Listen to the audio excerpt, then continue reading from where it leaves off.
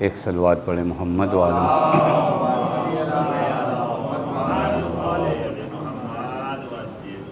پروردگار عالم کا لاکھ لاکھ شکر ہے کہ اس معبود نے ہمیں اور آپ کو بارگاہ اہل بیت علیہم الصلاۃ والسلام میں حاضر ہونے کی توفیق عنایت فرمائی۔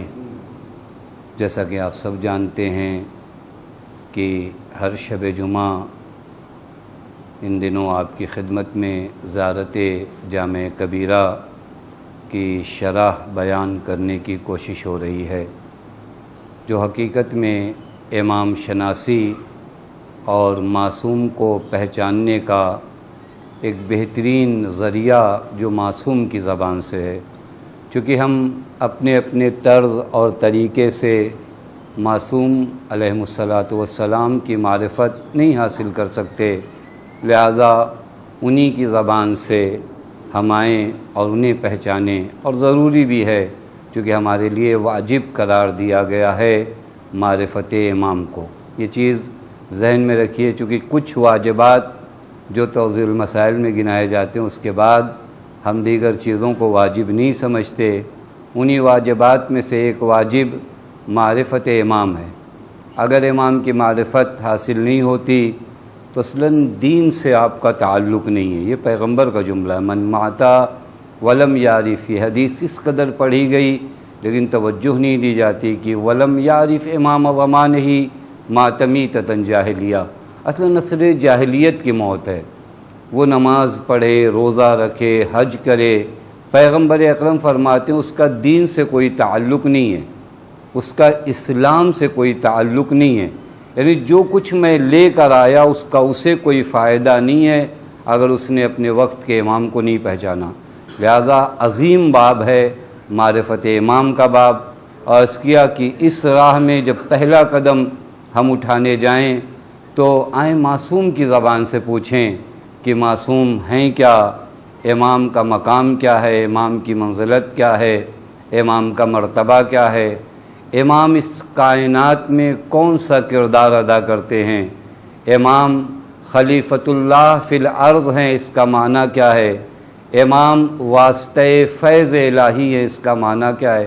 لہذا زیارت جامع کبیرہ کے یہ جملے جو آپ کی خدمت نے فقط ترجمے سے تھوڑا زیادہ، وگرنہ اگر ایک جملے پر بھی رک کر گفتگو کیا جائے تو شاید حق ادا نہیں ہو پائے گا۔ جہاں ابتدا یہاں سے ہوئی السلام علیکم یا اہل بیت النبوہ، میں نے عرض کیا کہ یہ جملہ پوری ایک داستان ہے کہ جتنے بھی احکام نبی کے ہیں اور جتنے تقدسات نبی ہیں اور جس قدر نبی کی زبان، کلام، بیان، فعل معتبر ہے، یہ جملہ بتاتا ہے کہ السلام علیکم یا اہل بیت النبوہ کا یہی معنی ہے کہ جس طرح نبی کا قول حجت ہے اسی طرح اہل بیت نبوت کا قول حجت ہے، جس طرح نبی کا عمل حجت ہے اس طرح اہل بیت نبی کا عمل حجت ہے، جس طرح نبی کے سامنے اگر کوئی عمل انجام دیا جائے اور نبی خاموش رہیں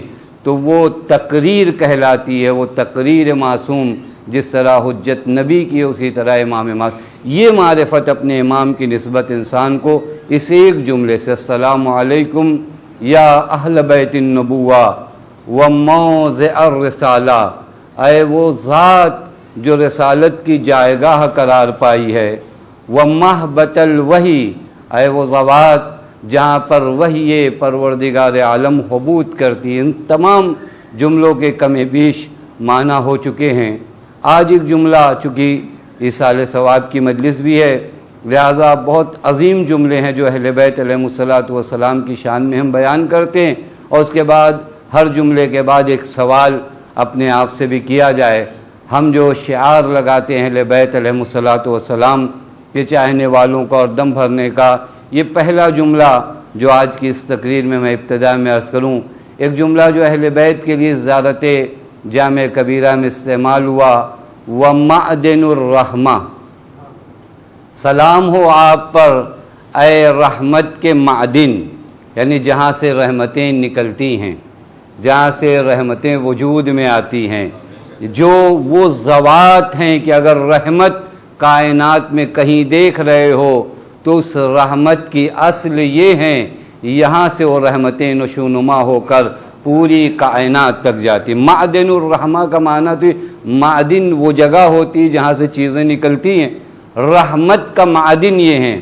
اور آخر میں آپ کی خدمت میں عرض کیا کہ جو آپ کو قرآن کریم پڑھتے وقت بھی ہمیشہ یہ جملہ کہنا، بسم اللہ الرحمن الرحیم، رحمان بھی کہتے ہیں آپ خدا کو، رحیم بھی کہتے ہیں، اور یہاں پر تفسیری اپنی ایک گفتگو ہے کہ رحمان رحمت عام میں خدا ہے، رحیم رحمیت خاص سے خدا ہے جو مختص ہے مومنین سے۔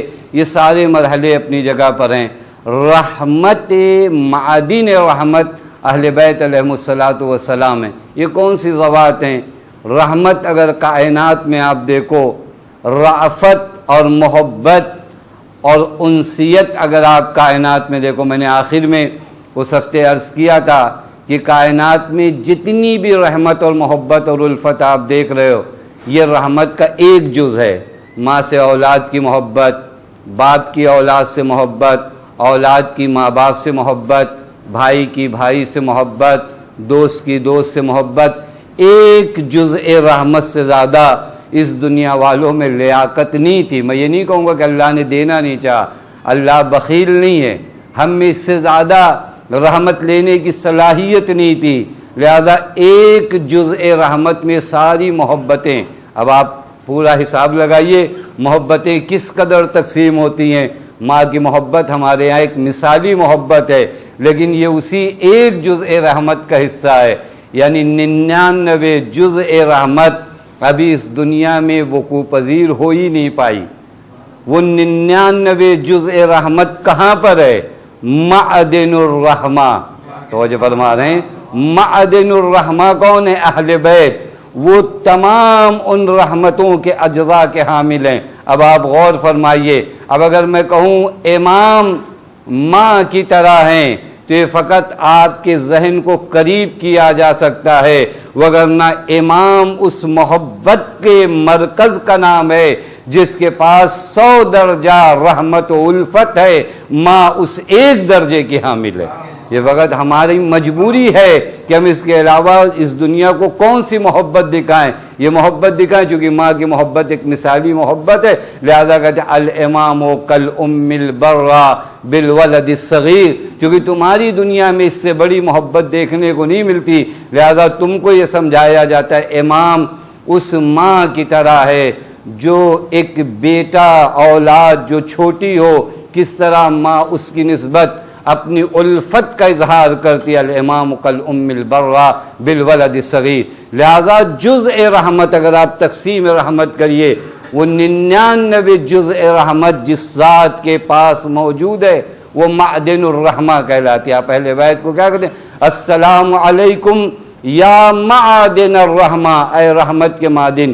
میں آپ کی خدمت میں عرض کروں، کبھی آپ معصومین علیہم الصلاۃ والسلام کو دیکھیے، بہت ضروری ہوتا ہے جب ہم معرفت نہیں رکھتے، جب ہم اہل بیت کو نہیں پہچانتے اور اپنی طرف سے کوشش کرتے ہیں اہل بیت کو پہچاننے کی، تو کبھی ایک جز کو بہت زیادہ اجاگر کرتے ہیں، دوسرے مرحلے کو نہیں بیان کرتے، اور یہی ہوتا ہے جب ہم، چونکہ شعبان کا مہینہ ہے، میں آپ کی خدمت میں عرض کروں، حتیٰ جب ہم دنیا والوں تک امام زمان کی معرفت اور امام زمان کو پہچان کروانا چاہتے ہیں تو اس جنبہ رحمت پہ کم ہم دھیان دیتے ہیں اور اس جنبہ رحمت کو کم بیان کیے، حتیٰ ہم اپنوں کے درمیان بھی اس جنبہ رحمت امام کو، اس بود رحمت امام کو کم بیان کرتے ہیں۔ ایک عجیب تصور بنا کے رکھا ہے امام زمان عجل اللہ تعالیٰ فرجہ الشریف کی نسبت،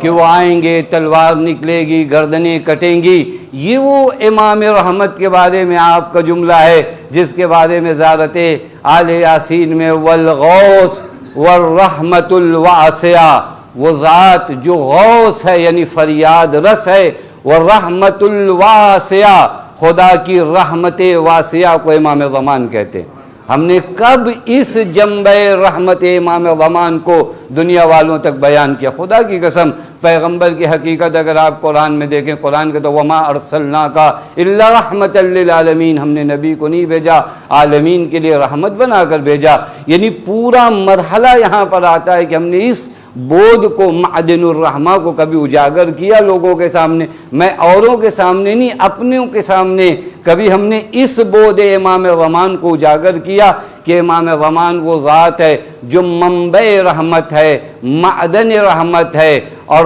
رحیم جس کی سجیت میں کرم ہوتا ہے، جس کی فطرت میں رحم ہوتا ہے، اذا قدر عفا، جب وہ طاقت حاصل کرتا ہے تو معاف کرنا شروع کرتا ہے۔ آپ امام کے اس مرحلے کو بیان کریے تاکہ یہ سچ معنوں میں انتظار کریں۔ آپ نے ایک ایسے مرحلے کو امام کے بیان کیا، خدا کی قسم کہ انتظار بس ایک تکلفانہ انتظار ہوتا ہے، جب مجھے لگے کہ ایک ذات ہے جو میری نسبت اس قدر مہربان ہے۔ آپ آئیے نا، میں نے عرض کیا جب ہم اپنی جانب سے امام کو انٹروڈیوس کراتے اور تعارف کراتے تو صحیح نہیں کرتے، جب معصوم کراتے تو معصوم کیا کہتے؟ الامام الانیس الرفیق، امام ایک مانوس دوست کی طرح ہے۔ والوالد الشفیق، امام ایک اس باپ کی طرح ہے جو اپنی اولاد پہ شفیق ہو۔ والاخ الشقیق، امام ایک سگے بھائی کی طرح ہے۔ والامام کالام البرہ بالولد الصغیر، امام اس ماں کی طرح ہے جو اپنے چھوٹے بچے پہ مہربان ہوتی ہے۔ آپ آئیے امام کو اس طرح دنیا والوں تک پہچانوا دیجیے اور اپنوں تک، تاکہ ان کے انتظار میں ایک تڑپ آئے کہ ہمیں کیسی عظیم محبت سے محروم ہے، اب تک وہ ذات آئے تاکہ ہم اس کی رحمت کا نظارہ کر سکیں۔ اور خدا کی قسم یہ رحمت ائمہ، یہ جو معدن رحمت اللہ نے انہیں قرار دیا ہے، یہ رحمت کا باب جب تک یہ دنیا میں ظاہراً ہے اس وقت تک بھی ہے، اور جب اس دنیا سے چلے جاتے ہیں معدن رحمت کم نہیں ہوتا۔ یہ اسی طرح، اسی لیے آپ جا کر دیکھیے معصومین علیہم الصلاۃ والسلام کے دیار میں، ان کی ذرائع مقدسہ پر، ان کے روضائے مقدسہ پر وہی رحمت کی تجلیات، وہی رحمت کے جلوے نظر آتے ہیں۔ میں ایک جگہ پر دیکھ رہا تھا شیخ عبد الکریم حائری، رحمت امام کو میں عرض کر رہا ہوں، یہ رحمت کا جنبہ تھوڑا واضح ہو۔ آپ اگر خدا کے جلال کو بیان کریے تو خدا کے جمال کو بھی بیان کریے، اسی طرح اگر خلیفۃ اللہ کے جلال کو بیان کریے تو خلیفۃ اللہ کے جمال کو کب بیان کریں گے؟ توجہ فرما رہا ہوں، اسے بھی تو بیان کریے، وہ خاص جنبہ جو کھینچ کر لائے۔ وگرنہ آپ دیکھیں کتنی سختیاں تھیں، مجھے انصاف سے بتائیے۔ دیکھیے خطائیں، لرزشیں، گناہ، یہ ساری چیزیں ہر دور میں رہی ہیں۔ اس دور میں آپ کو یہ نہیں کر رہا ہوں کہ اس کے بعد آپ کھل کر نہیں، رحیم کے سامنے لئیم نہیں بنا جاتا۔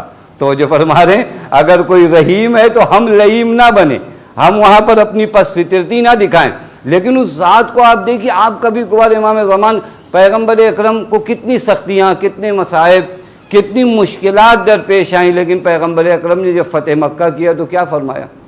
اسے ہم نے بیان کیا دین کے اس قانون کو۔ پیغمبر اکرم فتح مکہ کے موقع پر جب ایک شخص علم لے کر سعد ابن عبادہ بڑھا، اس نے ایک نام میں نہیں لینا چاہتا، لے بھی لوں، ابو سفیان کو دیکھ کر کہا الیوم یوم الملحمہ، آج انتقام کا دن ہے۔ پیغمبر نے کہا یا علی اس کے ہاتھوں سے علم چھینو اور اعلان کرو الیوم یوم المرحمہ، آج رحمت کا دن ہے، آج معاف کرنے کا دن ہے۔ آپ ظہور امام کو کب بتاؤ گے؟ یوم المرحمہ، ظہور امام رحمت کا دن ہے۔ توجہ فرما رہے ہیں، ظہور امام محبت تقسیم کرنے کا دن ہے۔ یہ مرحلے امامت کو کب عام کیا جائے گا؟ وہ لئیم باز ہیں ابو لہب و ابو جہل کی طرح، ان لوگوں سے امام انتقام لیں گے، اور لیں گے وہ بھی دین کا تقاضا ہے، وہ بھی ان کے اس مرحلے کا تقاضا ہے۔ لیکن عام مومنین یہ حضرت کی بارگاہ میں آئیں گے، جن تک دین نہیں پہنچا ہے، حضرت کی جذابیت و کشش، دین پہنچے گا، باتیں ہوں گی۔ جب آپ آ کر دین کو اس زاویے سے دیکھیں گے، دین نے معاف کرنا سکھایا بھی ہے۔ الیوم یوم المرحمہ، آج رحمت کا دن ہے۔ آپ غور فرمائیے، خدا کی قسم یہ معدن الرحمہ ہے، رحمت کے معدن ہے۔ شیخ عبد الکریم حائری، میں یہاں عرض کر رہا تھا، شیخ عبد الکریم حائری، کیونکہ اصال ثواب کی مجلس بھی ہے، ذرا غور کریے کہ ان معدن رحمت سے ہمارا اٹیچمنٹ کتنا ہے، ہمارا تعلق کتنا ہے۔ شیخ عبد الکریم حائری کے بیٹے شیخ آیت اللہ مرتضی حائری امام رضا علیہ الصلوۃ والسلام کے عاشق، یعنی جب بھی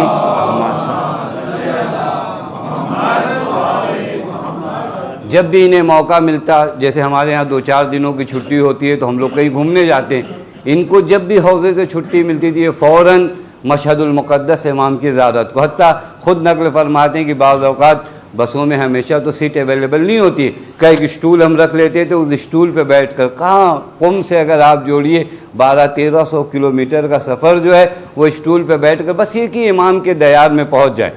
70 مرتبہ امام رضا کی زیارت کی. کتنی مرتبہ؟ 70 مرتبہ امام رضا کی زیارت کی. اور جب 70ویں مرتبہ گئے تو حضرت نے خواب میں فرمایا کہ اب مت آنا, اب ہم تمہارے دیدار کو آئیں گے. معدن الرحمہ, توجہ فرما رہے ہیں, حضرت نے فرمایا اس کے بعد مت آنا, اب ہم تمہارے دیدار کو آئیں گے, ہم تمہاری. یہ دیکھیے یہ کائنات کی واحد جگہ ہے جہاں غلاموں کو اتنا ارتفاع اور اتنی بلندی دی جاتی ہے. آقا کہے کہ تم مت آنا, اب اس کے بعد ہم تمہاری زیارت کو آئیں. یہ کہتے میں سمجھ گیا کہ میرا آخری سفر ہے, اور اس کے بعد یہ اس دنیا سے گئے بھی, اور اس عالم سے جب انہیں خواب میں ایک شخص نے دیکھا, کہا دنیا میں واپس لوٹ کر آنا چاہتے ہو؟ کہاں واپس آنا چاہتا ہوں. کہا آپ کو اس دنیا میں کوئی تکلیف ہے؟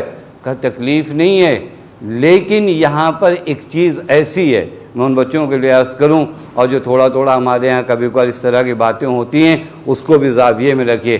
کہ اس دنیا میں آنے کی ایک وجہ یہ ہے کہ میں آؤں حضرت کی زیارت کو جاؤں, چونکہ جب میں حضرت کی ایک زیارت کو آیا, حضرت 3 مرتبہ میری زیارت کو آیا. توجہ فرما رہے ہیں, یہ معدن الرحمہ.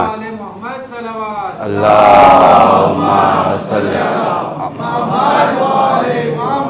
یہ ہستیاں معدن الرحمہ. معدن الرحمہ کا مطلب آپ امام کی ذات سے قریب کریے کہ آپ ان ہستیوں کے قریب ہیں جو معدن الرحمہ ہے. غلاموں سے 3 مرتبہ اگر حضرت ملنے چلے آئے قبر پر, تو آپ سوچئے کیا عالم ہوگا.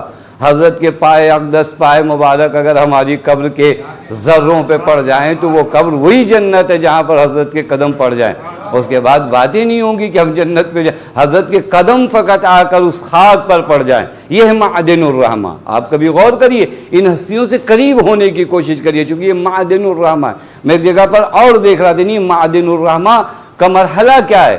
خود امام رضا کا ایک لقب ہی امام رؤوف ہے, امام مہربان, امام رأفت, امام رحمت. خود ملتا ہے کہ مرحوم شیخ صدوق رضوان اللہ تعالی علیہ نے عیون میں تقریباً 1000 سال پرانی کتاب ہے ہماری, مرحوم شیخ صدوق, جو خود دعائے امام زمان سے تولد ہوا. معدن الرحمہ یہی ہے, جب شیخ صدوق علیہ الرحمہ کے والد نے کہا کہ ہمارے ہاں بچہ نہیں ہو رہا ہے, تو امام زمان کو خط لکھا, اور امام زمان نے کہا سیولد لک ولد مبارک, ان قریب تمہارے لیے ایک ولد مبارک ہوگا. اور اس قدر ولد مبارک اس دنیا میں آیا ہے کہ وہ کام کر گیا کہ ہزاروں سال سے وہ کام لوگ نہیں کر پا رہے ہیں. سیولد لک, حتیٰ ان کے استاد بھی جب ان کو پڑھاتے تھے, دیکھیں اثر کیا ہوتا ہے, ان کے استاد پڑھاتے تو بہت باتیں بہت جلدی سمجھتے تھے, تو ان کے استاد کو معلوم تھا کہ ان کی ولادت کا سبب کیا ہے. کہ تم سے یہی امید تھی, جو حضرت حجت کی دعا سے پیدا ہو تو اس کا عالم تو یہی ہوگا جو تم آگے آگے باتیں کرتے ہو. بہرکیف انہوں نے اس واقعے کو نکل گیا. معدن الرحمہ کو تھوڑا غور فرمائیے گا, معدن الرحمہ کا معنی کیا. معدن الرحمہ سے اگر کوئی وابستہ ہو, یہ نقل کرتے ہیں کہ بلخ افغانستان سے 2 لوگ آئے امام رضا علیہ السلام کی زیارت کو.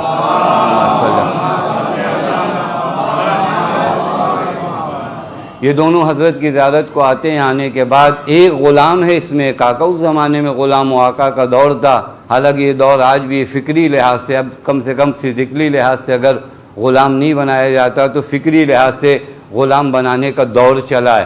ابھی نئی زنجیریں آئی ہیں, نئی کیا کہتے ہیں قید و بند و رسن آئے ہیں, جس سے آپ کو فکری لحاظ سے غلام بنایا جاتا ہے. بہرکیف غلام و آقا دونوں مولا کی بارگاہ میں ہیں, آقا آگے غلام پیچھے, ہر دو راز و نیاز کر رہے ہیں حضرت سے طلب کر رہے ہیں, حضرت سے مانگ رہے ہیں. حضرت کے حضور میں مولا جو اس کا تھا, جیسے ہی اس کی زیارت ختم ہوئی اس نے اپنے غلام کو بلایا, کہا یہاں ہو. کہا کیا ہوا.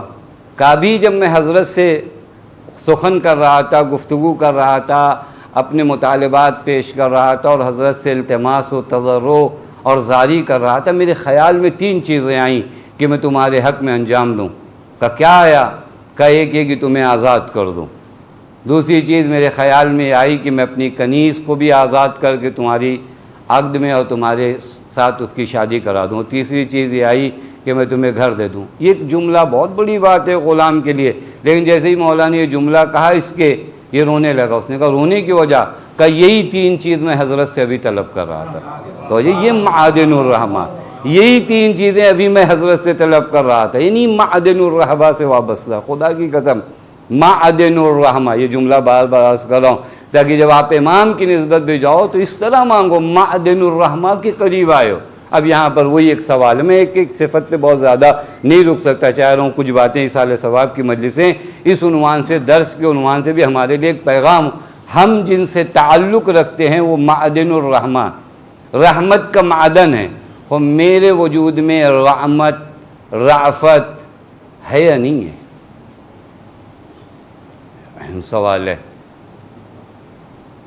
ہم جو معدن الرحمہ سے تعلق رکھتے ہیں اور الحمدللہ اس تعلق پہ فخر کرتے ہیں، افتخار کرتے ہیں، اور کرنا بھی چاہیے، اس سے بڑی فخر کی جگہ کیا ہے. لیکن ایک سوال، ہمارے درمیان رحمتیں ہیں، مہربانیاں ہیں، ہمارے درمیان نفرتیں نہیں ہیں، ہمارے درمیان دشمنی نہیں ہے. اگر ہمارے درمیان نفرتیں ہیں، دشمنی ہیں، تو پھر ہم کہتے ہیں السلام علیکم یا معدن الرحمہ، اے رحمت کے معدن. تو اس کا مطلب اگر میرے وجود میں نفرتیں آ رہی ہیں تو کہیں ایسا تو نہیں معدن الرحمہ سے میرا تعلق کمزور ہوتا جا رہا ہے. خدا کی قسم آپ جس آبشار سے متصل ہوں گے وہیں کا تو پانی آتا ہے. خدا کی قسم غور کریے گا، اگر میں فلاں پاک و صاف و زلال پانی سے وابستہ ہوں تو یہاں سے جو چیزیں وجود میں آئیں گی وہی پاک و صاف و زلال پانی وجود میں آئے گا. اگر میرا تعلق معدن الرحمہ سے ہے تو پھر میرے درمیان آپ دیکھ لیجئے رحمتیں نظر آ رہی ہیں؟ نہیں نظر آتی. خدا کی قسم نہیں نظر آتی، نہیں نظر آتی. نفرتیں نظر آتی ہیں، دشمنیاں نظر آتی ہیں. کیوں ایسا کیوں ہے؟ کیا معدن الرحمہ سے اپنا کبھی حساب کیا جائے؟ یہاں 2 سگے بھائیوں کے درمیان وہ الفت و محبت نہیں نظر آتی، 2 دوست کے درمیان وہ الفت و مہربانی نہیں نظر آتی. یہ کیوں ہو رہا ہے؟ کہیں ایسا تو نہیں کہ ہماری گرفت معدن الرحمہ سے کمزور ہو رہی ہے؟ کیونکہ اگر ہم وہاں سے تعلق رکھتے ہیں، اہل بیت نے خود فرمایا نحن اصل کل خیر وعدونا اصل کل شر. اگر کہیں پر خیر ہے تو اس کی اصل کا نام ہم ہیں، اور اگر شر ہے تو اس کی شر کا نام ہمارے دشمن ہے. یہ ہمیں غور کرنا پڑے گا، خدا کی قسم بغیر تکلف کے غور کرنا پڑے گا. معدن الرحمہ سے میرا تعلق ہے لیکن میرے وجود میں رحمتیں الفتیں کیوں نہیں نظر آتی؟ یہ دوریاں کیوں ہیں معدن الرحمہ سے تعلق رکھنے والوں میں؟ یہ دوریاں اگر ہیں تو خوب حساب لگانا پڑے گا، کہیں یہ معدن الرحمہ سے دوری کا نتیجہ تو نہیں ہے کہ ان سے تو میں نہیں دور ہو گیا.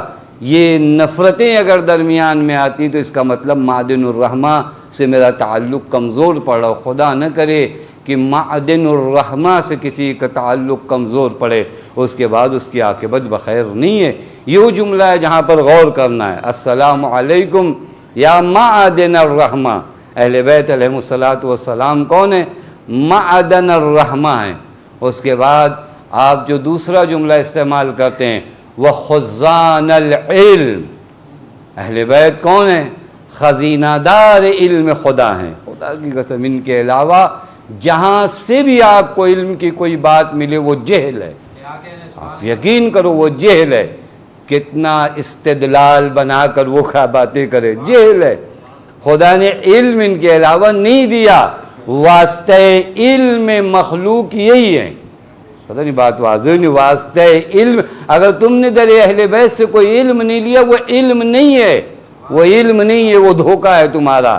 وہ علم نہیں ہے، وہ دھوکہ ہے. اگر آپ کو آگے گئے فلاں فلسفی نے یہ بتایا، فلاں عارف نے یہ بتایا، فلاں نے یہ بتایا، سب دھوکہ ہے. خزان علم اہل بیت ہیں. تو جو ہے یہ جملے کا معنی ہے، یعنی آپ کے لیے ایک معیار بنایا جا رہا ہے. خزان علم خدا، یہ علم خدا کے خزینہ دار یہ ہیں. اگر علم خدا کے خزینہ دار یہ ہیں تو پھر تم نے جہاں سے معلومات حاصل کیا وہ علم نہیں ہے. وہ کبھی کبھار بعض اصطلاحیں رکھ لینے کے بعد آپ سمجھتے ہو آپ عالم ہو گئے ہو. نہیں، علم اصطلاحات کے یاد کر لینے کا نام نہیں ہے، علم نور کا نام ہے. تو وہ جو فرمائے علم اس حقیقت نور کو کہتے، اور وہ اگر کسی کے وجود میں آ جاؤ، وہ علم فقط باب العلم سے آپ کو مل سکتا ہے، اس کے علاوہ باب العلم کے علاوہ یہ علم ہے ہی نہیں۔ انا مدینۃ العلم وعلی بابھا، یہی مرحلہ ہے۔ خدا کی قسم طے کر لو کہ ہمیں علم خدا، جو خزانے علم خدا کے خزانہ دار ہیں، وہ اس جملے میں آپ پڑھتے ہیں وہ خزان العلم، خزانہ دار علم خدا کون ہے؟ اہل بیت علیہم الصلوۃ والسلام۔ اب اگر ہم نے کہیں اور سے علم حاصل کیا، وہ علم نہیں ہے۔ ہم کو بہت اچھی باتیں بازو لگتی ہیں، لیکن وہ علم نہیں ہے۔ اگر علم ہے تو کہیں نہ کہیں اس کی بازگشت اہل بیت کی جانب، اس کے علاوہ کہیں اور اس کی بازگشت نہیں ہے۔ اسے یقین کریے خدا کی خزان العلم۔ اب اگر یہ بھی پھر وہی سوال ہے، میں یہاں رکوں گا نہیں، کہ اگر علم اہل بیت پہ گفتگو کی جائے تو خوب اچھی خاصی گفتگو یہیں پہ ہونا چاہیے، اس علم کی کیفیت بیان کیا جائے۔ بس قرآن سے اگر پوچھیے تو اس علم کو بڑی آسانی سے قرآن نے 2 مرحلوں میں بتا دیا۔ ایک وہ علم جو جناب آصف ابن برخیہ کے پاس تھا، جسے قرآن نے کہا من عنده علم من الکتاب، کہ جن کے پاس کتاب کا ذرا سا علم تھا، تو انہوں نے کہا کہ قبل ان یرتد طرفک، کہ آپ کی آنکھ جھپکنے سے پہلے وہ تخت میں لا سکتا ہوں۔ تو پھر وہ علم جسے علم الکتاب کہا گیا ہے، تو وہ جو فرما رہے، اور اس علم کی تعبیر بھی پیغمبر نے فرمایا۔ جب پیغمبر سے کسی نے پوچھا کہ یہاں علم من الکتاب سے مراد کون ہے، پیغمبر نے کہا میرے بھائی جناب سلیمان کے وسیع مراد ہیں۔ اور جب پیغمبر سے پوچھا کل کفا شہیدم، یہ آیت مجھے پوری طرح یاد نہیں، میں فقط ترجمہ کروں، صلوات پڑھے محمد۔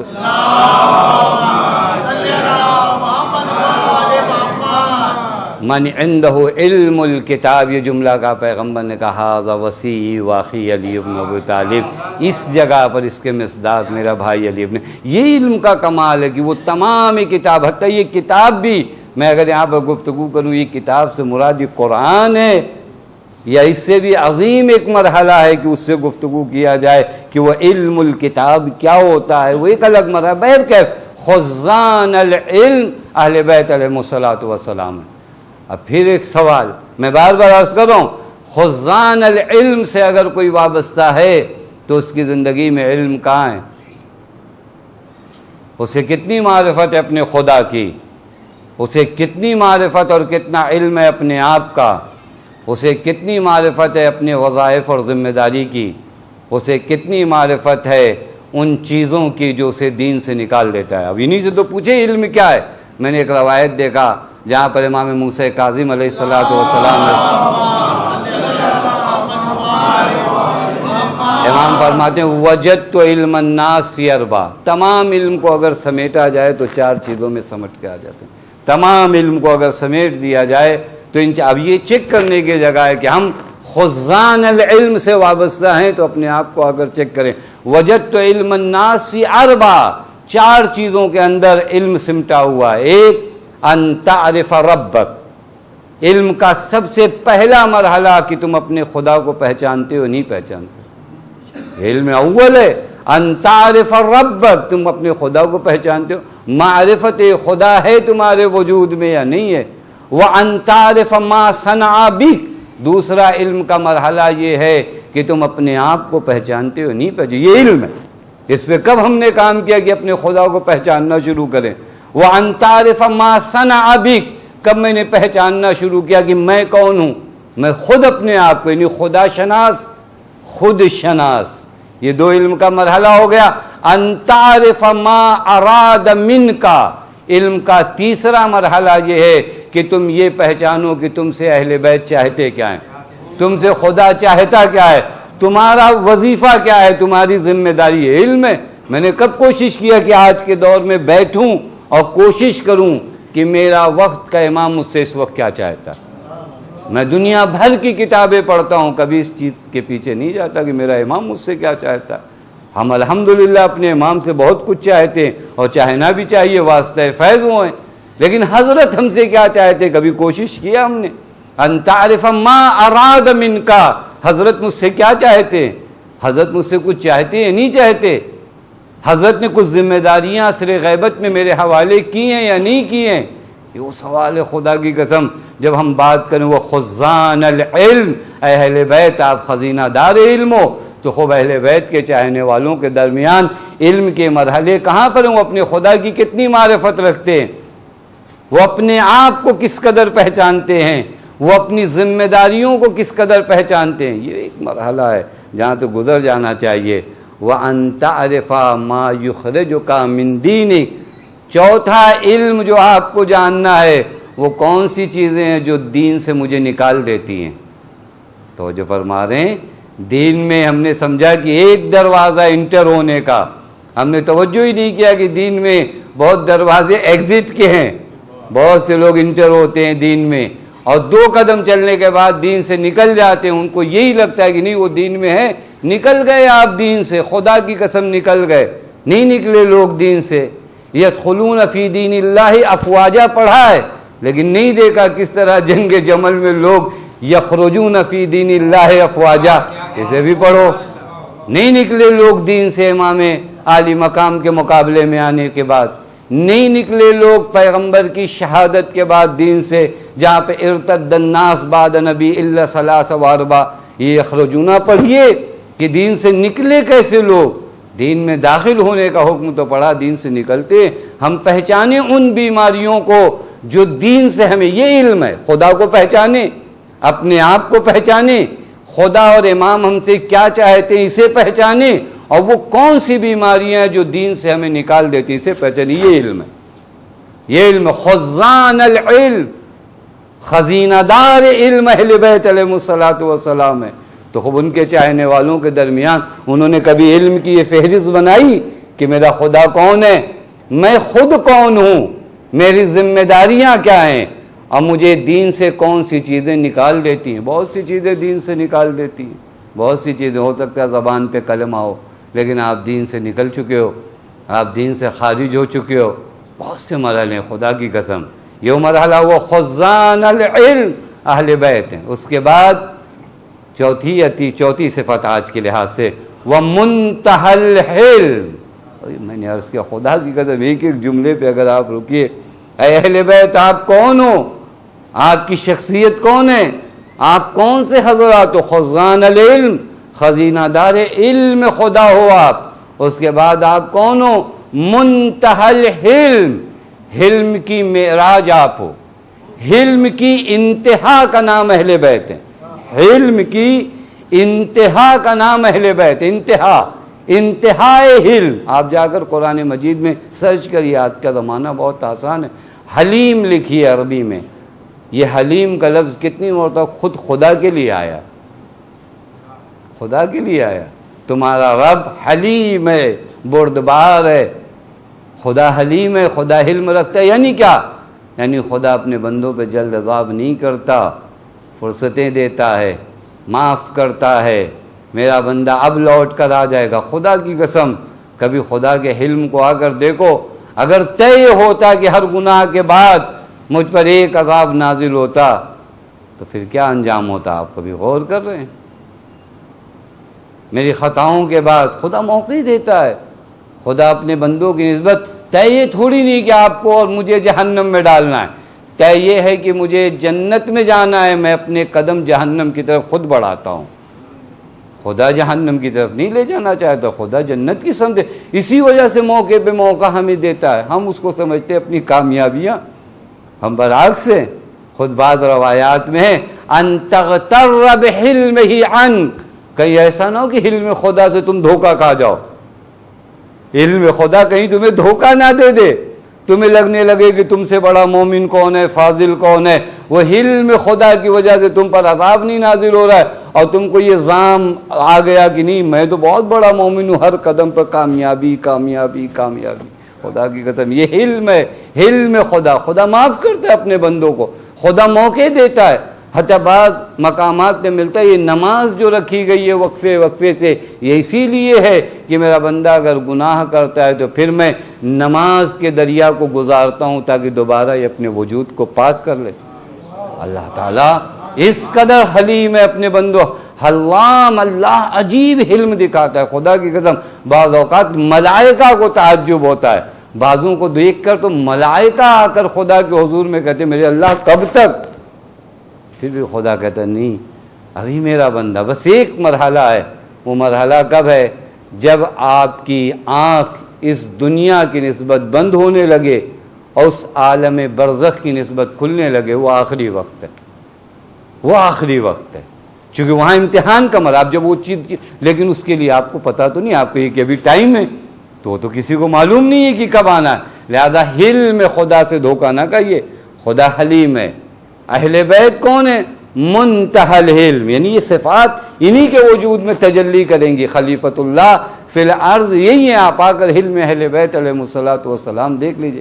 حلم کا اگر معنی کریے نا، یعنی کنٹرول کرنا اپنے نفس کو، اور جب قدرت پانا تو اپنے دشمن کو معاف کر دینا. آسان معنی کیا میں نے، معاف کر دینا.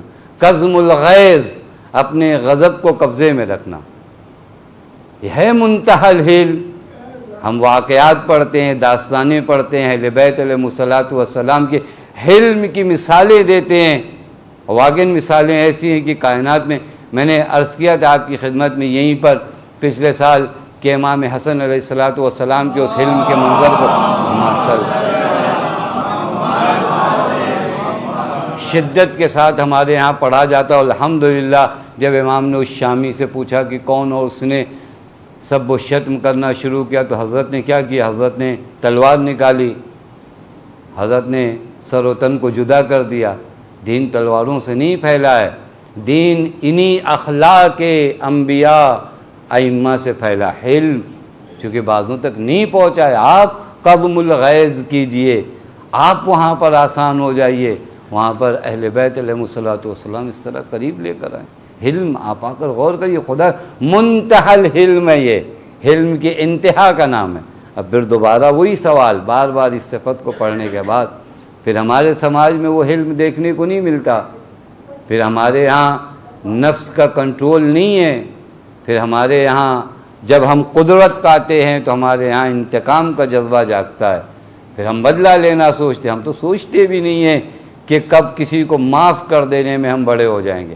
ہم اپنے وجود میں ایک آگ جلا کے بیٹھتے ہیں. روایت خدا کی قسم یہ غضب نہیں ہے، نار موقدہ. الغضب نار موقدہ. غضب کیا ہے؟ نار موقدہ، وہ آگ جو بھڑکی ہوئی آگ ہے. ایوا قومہ اطفاہ، اگر تم نے اس غضب کو پی لیا، جس کہتے ہیں نا غصہ پی لینا، اطفاہ تو تم نے اس آگ کو بجھا دیا. وَإِذَا أَطْلَقَهُ، لیکن اگر تم نے یہ کام نہیں کیا تو تم نے بھڑکی ہوئی آگ کو چھوڑ دیا. یوں آپ دیکھیں کوئی ایک عقل مند آدمی ہلکی سی چنگاری بھی اگر رہ جائے نا تو کوشش کرتا ہے کہ نہیں وہاں پانی ڈال کر بجھا دے، چونکہ چنگاری کب شعلہ بن جائے. اور یہ غضب تو ایک بھڑکتی ہوئی آگ ہے. اسے یوں چھوڑ کر جانے کا معنی کیا ہوتا ہے؟ اسے یوں چھوڑ کر جانے کا معنی یہ ہوتا ہے، حضرت خود فرماتے ہیں اول من حرقا، سب سے پہلے جو اس آگ میں جلتا ہے یہی شخص ہے جس میں یہ آگ بھڑکی ہوئی ہے. سب سے پہلے وہ انسان. خدا کی قسم آپ غور کریے، منتہی الحلم کا اگر معنی کریے، الغضب اولہ جنون. اب اس سے بھی بڑا معنی کریں گے، غضب کی ابتدا پاگل پن ہے. ابتدائے غضب پاگل پن ہے. وآخرہ ندم، اور انتہا کا نام ندامت ہے، شرمندگی. آپ دیکھیے کبھی کسی کا بھلا ہوا ہو، وہ فیصلہ جو آپ نے غصے کی حالت میں لیا ہو، وہ فیصلہ جو آپ نے غضب کی حالت میں لیا ہو، بعد میں پچھتاوا نہیں ہوتا ہے. بعد میں ہزاروں پچھتاوے ہوتے، چلے گئے ہوتے ہم وہاں سے، کیا ضرورت تھی جواب دینے کی، نکل گئے ہوتے. بعد میں آدمی تھوڑا سے اپنے آپ کو جب غور کرتا ہے نا، سوچتے نہیں کہنا چاہیے تھا، جانے دو انہوں نے کہا تھا. وہ اس وقت اہل بیت نے آپ کو بتایا کہ اس وقت نکلو. اپنے یہاں ہمارے یہاں روایت ہے، بعض روایات میں ہے کہ اگر تم غصے کی حالت میں ہو تو وضو کرو. تو جو فرما رہے ہیں غصے کی حالت میں ہو تو وضو کرو. اچھا بعض روایات میں ہے کہ تم سجدے میں چلے جاؤ، اور بعض روایات میں ہے کہ وہاں سے نکل کر کہیں اور چلے جاؤ. اب اگر آپ غور کریے نا، اگر ایک کہیں آگ لگی ہو تو کیا کیا جاتا ہے؟ پہلے پانی ڈالا جاتا ہے. پانی نہ ملے تو کیا کیا جاتا ہے؟ مٹی ڈالی جاتی ہے. کچھ نہیں ملے تو کم سے کم وہاں سے بھاگ جایا جاتا ہے. تو جو فرما رہے ہیں غضب کی حالت میں جب آپ ہو تو یا وضو کرو، یا سجدے میں چلے جاؤ، یہ بھی نہیں کر سکتے تو کم سے کم وہاں سے ہٹ جاؤ۔ لیکن یہ جس کا غصہ رہتا ہے یہ وہیں ٹہلتا ہے، یہ وہیں پہ ٹہلتا ہے۔ یہ خدا کی قسم یہ منتہا الحلم ہے۔ ان کا ذکر ہم کرتے ہیں، ہماری زندگی میں وہ حلم نہیں دیکھنے کو مل رہا۔ وہ معاشرہ جو بات بات پہ برا مان جائے، وہ معاشرہ جہاں پر کوئی کسی کو برداشت کرنے کی صلاحیت نہیں رکھتا، کھو دیا ہم نے وہ صلاحیت۔ ہم نہ تنقید برداشت کرنے کی صلاحیت رکھتے ہیں، نہ کسی کی جانب سے صلاح و مشورے کی برداشت کرنے کی گنجائش رکھتے ہیں۔ یہ لوگ ہیں۔ میں نے ایک روایت دیکھا تھا حضرت امام حسین علیہ السلام کی بارگاہ، ایک شخص آیا، اس نے کہا مولا میں مقروض ہوں، آپ میرا قرض ادا کریے۔ حضرت نے فرمایا الاحسان بقدر المعرفہ۔ دیکھیں کبھی کوئی حضرت کو پیغام دینا ہو، حضرت نے فرمایا احسان اتنا ہی جتنا تمہارے اندر معرفت ہو۔ حضرت نے کہا میں کچھ سوالات کروں گا، ان کے جواب دو، جتنے سوال کے جواب تم نے دیے اتنا تمہارا قرض ادا کر دوں گا۔ اور پھر حضرت نے سوالات کیے، میں جو موضوع سے اہم ہے، حضرت نے پوچھا کہ اچھا یہ بتاؤ ایک انسان کی زینت کا نام کیا ہے؟ میں اس واقعے کو کافی تفصیلی چھوڑ رہا ہوں۔ حضرت نے پوچھا ایک انسان کی زینت کا نام کیا ہے؟ تو اس نے کہا مولا اگر فقیر ہے تو اس کی زینت کا نام صبر ہے۔ توجہ فرما رہے ہیں، اگر فقیر ہے تو اس کی زینت کا نام صبر ہے۔ فقیر کا معنی یہ تو نہیں ہوتا کہ ہمیشہ ہاتھ پھیلائے رہو، فقیر کا معنی یہ تو نہیں ہوتا کہ آپ ہمیشہ اپنے آپ کو ذلیل و رسوا کرو۔ اللہ کے بندے ہو، اللہ آپ کے لیے اسباب مہیا، من یتق اللہ یجعل لہ مخرجا۔ کیوں اس پہ بھروسہ نہیں ہے؟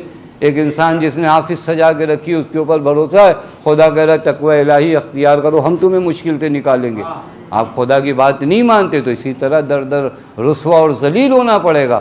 من یتق اللہ یجعل لہ مخرجا، قرآن کہتا ہے خدا کی قسم تم تقوی الہی اختیار تو کرو، ہم تمہیں نکالیں گے۔ تمہیں لگتا ہے یہ 4 دروازے بند ہیں، یہ تمہاری آنکھوں نے دیکھا ہے، ہم مسبب الاسباب ہیں، اتنے دروازے کھول دیں گے کہ کسی کے گمان میں بھی نہیں ہوگا۔ تم بھروسہ تو کر کے دیکھو ہمارے اوپر، ہم نے نہیں کھولا دروازہ، ہم نے ابراہیم کے لیے آگ کو گلزار نہیں کیا، ہم نے یوسف کے لیے وہ قفل بند لگے ہوئے دروازے نہیں کھولے، ہم نے دریاؤں پہ راستہ نہیں بنایا، ہم نے سب کام کیا ہے۔ تم بھی کیوں اس چیز سے بھاگتے ہو؟ من یتق اللہ یجعل لہ مخرجا۔ لہذا اگر فقیر ہے تو اس کی زینت کا نام صبر ہے۔ میں حلم تک آنا چاہ رہا تھا، اور پھر اس کے بعد حضرت نے فرمایا اگر فقیر نہیں ہے بلکہ دولت مند ہے تو اس نے کہا مولا اس کی زینت کا نام جود و سخا ہے، یہ زینت ہے۔ اگر امیر ہے تو اس کی زینت جود و سخا میں ہے۔ پھر حضرت نے فرمایا اگر عالم ہے تو یہ مرحلہ میں نے عرض کیا کہ یہ مرحلہ ہم برداشت کرنے کی طاقت نہیں رکھتے۔ ہمارے تقریر پر آپ نے اعتراض کیسے کر دیا؟ آپ نے اشکال کیا؟ اس طرح تو دین نہیں پھیلتا، اس طرح تو باتیں نہیں ہوتی، اس طرح اگر انبیاء نے دین پھیلایا ہوتا تو مجھے نہیں سمجھ میں آتا انبیاء کے علاوہ اور کوئی بھی دین لاتا۔ تو جس طرح آپ کے اندر قوت برداشت نہیں ہے، یہ گھروں کا مسئلہ ہے۔ آپ دیکھیے اختلافات، یہ کوئی قدم گھر میں بتایا جاتا ہے، کسی کی سن کے مت آنا، عجیب ہے۔ دین بتاتا ہے علم، ہم اپنے گھر میں پروموٹ کرتے تمہیں کسی کی برداشت نہیں کرنا، ہم کم ہے کسی سے۔ ایک دم برعکس معاملہ ہے۔ کہا اگر عالم ہے تو اس کی زینت کا نام کیا ہے؟ اس نے کہا اگر عالم ہے تو اس کی زینت کا نام حلم ہے۔ اس کے اندر قوت برداشت کتنی ہے؟ علم کی زینت کا نام حلم ہے۔ اسی لیے اگر آپ دیکھیے زیارت جامع کبیرہ میں خزان العلم فوراً آتا ہے ومنتہى الحلم۔ تو جو فرما رہے ہیں علم اگر بغیر حلم کے ہو تو معنی نہیں رکھتا۔ مرحوم کاشف الغطا رضوان اللہ تعالی علیہ کوئی معمولی ذات نہیں تھے۔ آپ فرماتے تھے اگر تمام فقہی کتابوں کو ختم کر دیا جائے میرے اندر اللہ نے ایسی صلاحیت میں پھر سے لکھ سکتا ہوں۔ مجھے اس منبر پہ سے اگر آپ کہیے طہارت سے لے کے دیات تک کتنے ٹاپک ہیں میں آپ کو نہیں بتا پاؤں گا، اور وہ کہہ رہے تھے ساری کتابیں ختم کر دیا جائے تو مجھے اللہ نے وہ صلاحیت دی ہے کہ میں اسے لکھ سکتا ہوں پھر سے، یعنی فقہی کتابیں میں لکھ سکتا ہوں۔ لیکن آپ ان کے علم کو جا کر دیکھیے، جب انہیں مسجد میں ایک فقیر نے آ کر ان کے اوپر تھوک دیا اور کہا کہ تم نے ہمارا حق کہاں ختم کر دیا، تو انہوں نے کہا سہم سعادات تک ختم ہو گیا۔ کہا نہیں مجھے نہیں پتا، انہوں نے اپنی رضا اتاری، پورے مجمع کے درمیان گئے، کہا اگر میرے نزدیک آپ لوگوں کے نزدیک میری کچھ آبرو ہو تو کچھ مدد کر دیجیے۔ اب غور کریے، اگر کسی کے اوپر کوئی تھوک دے، یہ منتہی علم سے وابستہ لوگ، انہوں نے سمجھا ہے کہ حلم یعنی کیا ہوتا ہے۔ یہ اہل بیت علیہ الصلوۃ والسلام، یہ میں عرض کروں، یہ وہ مرحلے جو ہمارے گھروں کی بھی مشکلیں ہیں، اگر حلم ہمارے گھروں میں آ جائے کئی اختلافات ختم ہو جائیں گے۔ بہت سی چیزیں خالی وقتی ایک دوسرے کو جواب دینے کی وجہ سے مسئلہ حل نہیں ہو پاتا۔ آپ ہمیں کہیے، ہم آپ کو کہیں، بات بڑھتی ہے، اور وہ شیطان خوب آ کر ان چیزوں کو آ کر اکساتا ہے لوگوں کو۔ آخری چیز عرض کروں اور آپ کی رحمت تمام، وَأُصُولَ الْكَرَمِ، اہل بیت کون ہیں؟ عزت کی اصل کا نام اہل بیت ہے۔ میں نے آسان کیا، کرم یعنی عزت، کرم یعنی بزرگواری، کرم یعنی شرافت، کرم یعنی فضیلت۔ اگر دنیا میں کہیں کوئی شرافت و عزت ہے تو اس عزت کی اصل و جڑ اہل بیت ہے۔ اصول الکرم، ان اکرمکم عند اللہ اتقاکم، قرآن کیا کہتا ہے؟ تم میں سے سب سے مکرم اور محترم کون ہے؟ جو سب سے زیادہ متقی ہے۔ متقی کون ہے؟ جو امام المتقین سے وابستہ ہو۔ اصول الکرم آپ ہو۔ کرم اگر کہیں پر ہے، بزرگواری ہو سکتا ہے بعضوں نے اپنے عزت کا سبب گاڑی سمجھا ہو، کپڑا سمجھا ہو، پیسہ سمجھا ہو، خاندان سمجھا ہو، زیارت جامعہ کبیرہ کہتے ہو۔ اصول الکرم یہ ہے، جتنا ان سے وابستہ ہو کرم تم میں ہے۔ شرافتیں یہاں سے ملتی ہیں، عزتیں یہاں سے ملتی ہیں، اس کے علاوہ ہے نہیں عزت۔ اللہ نے ان کو واسطہ بنایا ہے ہر رزق کے لیے، لہذا اگر کرم چاہتے ہو، عزت و شرافت چاہتے ہو تو عزت کی اصل کا نام یہ۔ اسی لیے وہ جملہ نحن اصل کل خیر، ہم ہر خیر کی اصل ہے۔ کہیں پر شرافت دیکھو، کہیں پر نیکی دیکھو تو اس کی اصل کا نام ہم ہیں۔ اور اسی لیے اگر آپ وہ جملہ ابن زیاد کے دربار میں جب اس ملعون نے کیا کہا، الحمدللہ الذی قد فضحکم، اللہ کی تعریف ہے کہ اللہ نے تمہیں ذلیل کر دیا، اللہ نے تمہیں رسوا کیا، اللہ نے تمہیں ذلیل کیا۔ فضحکم، بی بی زینب سے اس نے یہ جملہ کہا، الحمدللہ الذی قد فضحکم، خدا کی تعریف ہے کہ اللہ نے تمہیں ذلیل کیا۔ وقاتلکم، بی بی سلام اللہ علیہ نے کیا جواب دیا، الحمدللہ الذی کرمنا، تمام تعریفیں اس خدا کی جس نے ہمیں محترم بنایا ہے، جس نے ہمیں مکرم بنایا ہے۔ کیسی باتیں کرتا ہے، ہم ذلیل ہو سکتے ہیں، ہم اصول الکرم ہیں۔ کرم پہچانا ہی جاتا ہے ہمارے در سے، ہمارا در نہ ہو تو کرم نہیں ہے، ہمارے در سے الحمدللہ الذی کرمنا بنبی محمد المصطفیٰ صلی اللہ علیہ وسلم۔ تمام تعریفیں اس خدا کی جس نے ہمیں محترم بنایا نبوت نبی سے۔ پھر اس کے بعد بی بی نے فرمایا، انما یفضح الفاسق والفاجر وهو غیرنا، ذلیل وہ ہوتا ہے جو فاسق ہو اور فاجر ہو، اور وہ ہم نہیں ہیں، تم ہو۔ جو فرما رہے ہیں وہ ہم نہیں ہیں، وہ تم ہو۔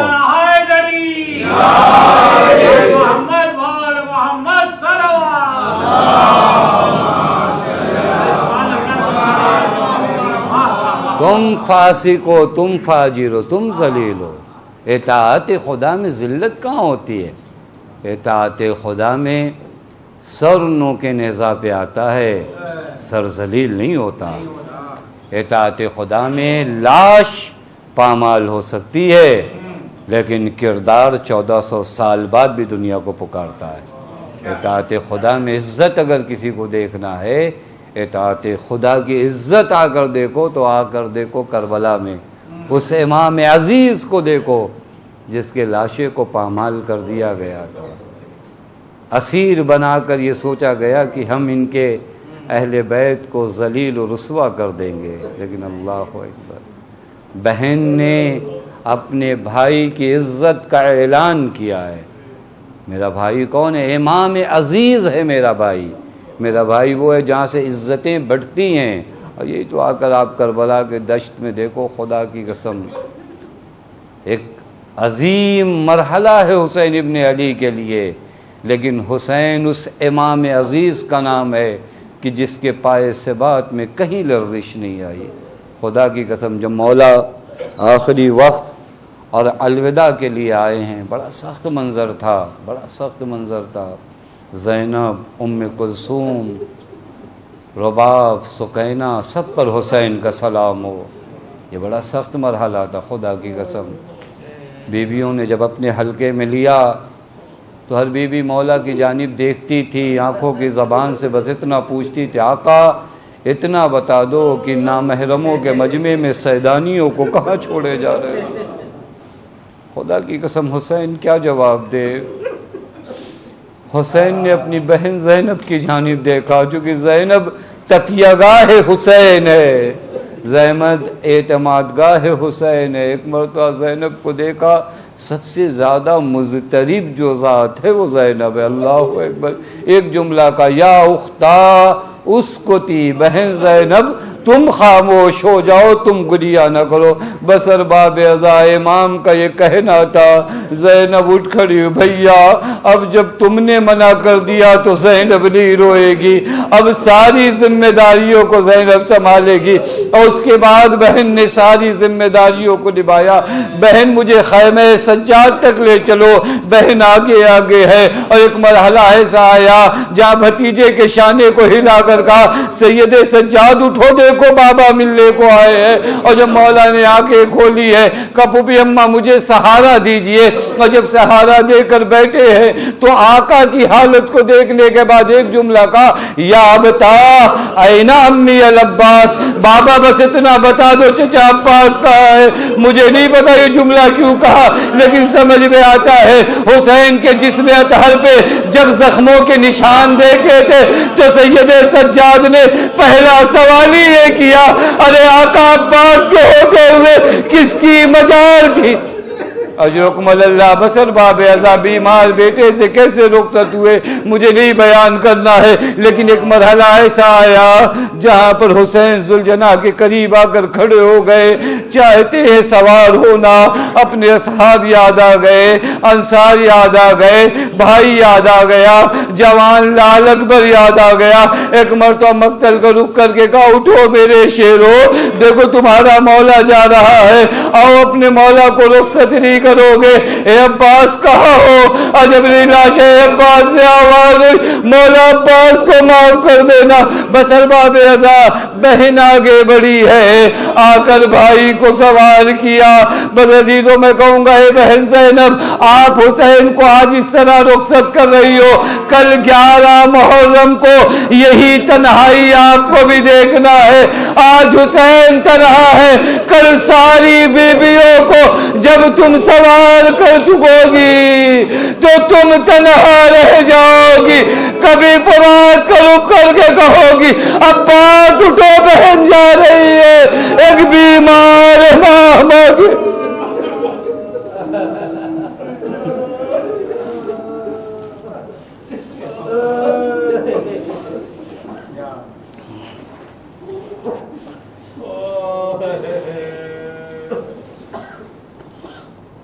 وَسَيَعْلَمُ الَّذِينَ ظَلَمُوا أَيَّ مُنْقَلِبٍ يَنْقَلِبُونَ إِنَّا لِلَّهِ وَإِنَّا إِلَيْهِ رَاجِعُونَ رضا بقضائه وتسلیما لأمره.